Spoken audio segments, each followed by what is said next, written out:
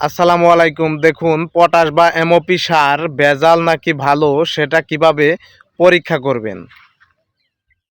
দেখুন কিভাবে এমওপি বা পটাশ সার ভালো নাকি ভেজাল সেটা বুঝবেন।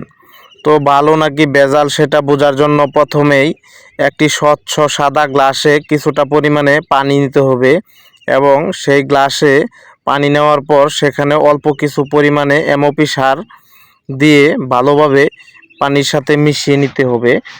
সুন্দরভাবে মিশানোর পর সেখানে ভালোভাবে লক্ষ্য করে দেখতে হবে যে সারগুলো পানির সাথে মিশে স্বচ্ছ আকার ধারণ করছে নাকি।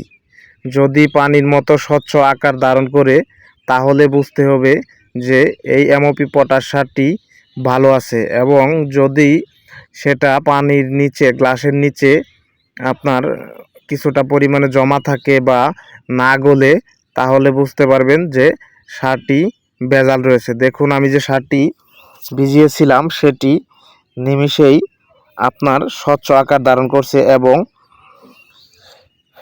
গ্লাসের পানিটুকু আগে স্বচ্ছ পানির মতো হয়ে যাচ্ছে এবং তলাতেও কিছু জমা নেই। উপরে কিছুটা পরিমাণে আছে, যেটা আপনার নাড়া দেওয়ার কারণে কিছু পরিমাণে পানিতে ফেনা হয়েছে, কিন্তু বাকি সার পানির সাথে সুন্দরভাবে মিশে গেছে এবং স্বচ্ছ আকার বা রং ধারণ করছে। তার মানে সারটি একদমই ভেজাল মুক্ত।